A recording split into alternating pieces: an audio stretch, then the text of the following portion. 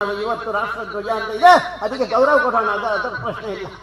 ಮೊನ್ನೆ ಬಾರಿ ಗಲಾಟೆ ಆಯಿತು ಕೇಸರಿ ಹಾಗೆ ಅಂತ. ಯಾರಿಗೊತ್ತು, ಒಂದಲ್ಲ ಒಂದು ದಿವಸ ಕೇಸರಿ ಧ್ವಜ ನಮ್ಮ ರಾಷ್ಟ್ರಧ್ವಜ ಆಗಬಹುದು.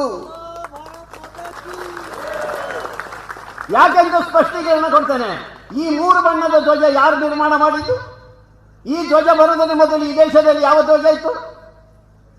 ಬ್ರಿಟಿಷರ ಧ್ವಜ ಇತ್ತು. ಇಲ್ಲಿ ಬ್ರಿಟಿಷರು ಬರೋದಕ್ಕಿಂತ ಮೊದಲು ಯಾರ ಧ್ವಜ ಇತ್ತು?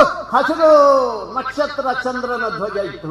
ಅಕಸ್ಮಾತ್ ಯಾರೋ 230 ಪಡೆದ ರಾಜ್ಯಸಭೆಯಲ್ಲಿ ಪಾರ್ಲಿಮೆಂಟ್ ಅಲ್ಲಿ ಇದ್ದಾರೆ, ಅವರು ಮೊದಲು ಮಾಡ್ಲಿಕ್ಕೆ ಆಗುದಿಲ್ಲ ಅಂತೇನಿಲ್ಲ. ಅದಕ್ಕೋಸ್ಕರ ಗೊತ್ತಿಲ್ಲ ನನಗೆ. ಹೀಗೆ ಮುಂದುವರೆದರೆ ಹಿಂದೂ ಸಮಾಜ ಒಂದಾದರೆ ಶಿವಾನಂದರು ಹೇಳಿದ್ರು, ಅದಕ್ಕೋಸ್ಕರ ನಾವು ಕೊರಗಕ್ಕೆ ತಂತ್ರ ಆ ಧ್ವಜಕ್ಕೆ ಗೌರವ ಕೊಡೋಣ. ಇವತ್ತು ರಾಷ್ಟ್ರಧ್ವಜ ಅಂತ ಇದೆ, ಅದಕ್ಕೆ ಗೌರವ ಕೊಡೋಣ, ಅದರ ಪ್ರಶ್ನೆ ಇಲ್ಲ. ಮೊನ್ನೆ ಬಾರಿ ಗಲಾಟೆ ಆಯಿತು ಕೇಸರಿ ಹಾಗೆ ಅಂತ. ಯಾರಿಗೊತ್ತು, ಒಂದಲ್ಲ ಒಂದು ದಿವಸ ಕೇಸರಿ ಧ್ವಜ ನಮ್ಮ ರಾಷ್ಟ್ರಧ್ವಜ ಆಗಬಹುದು. ಯಾಕೆಂತ ಸ್ಪಷ್ಟೀಕರಣ ಕೊಡ್ತೇನೆ. ಈ 3 ಬಣ್ಣದ ಧ್ವಜ ಯಾರು ನಿರ್ಮಾಣ ಮಾಡಿದ್ದು?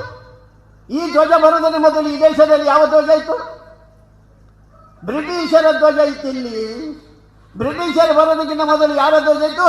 ಹಸಿರು ನಕ್ಷತ್ರ ಚಂದ್ರನ ಧ್ವಜ ಇತ್ತು. ಅಕಸ್ಮಾತ್ ಯಾರೋ 230 ಪಡೆದ ರಾಜ್ಯಸಭೆಯಲ್ಲಿ ಪಾರ್ಲಿಮೆಂಟ್ ಅಲ್ಲಿ ಇದ್ದಾರೆ, ಅವರು ಮೊದಲು ಮಾಡ್ಲಿಕ್ಕೆ ಆಗುದಿಲ್ಲ ಅಂತೇನಿಲ್ಲ. ಅದಕ್ಕೋಸ್ಕರ ಗೊತ್ತಿಲ್ಲ ನನಗೆ. ಹೀಗೆ ಮುಂದುವರೆದರೆ ಹಿಂದೂ ಸಮಾಜ ಒಂದಾದರೆ ಶಿವಾನಂದರು ಹೇಳಿದ್ರು, ಅದಕ್ಕೋಸ್ಕರ ನಾವು ಕೊರಗಕ್ಕೆ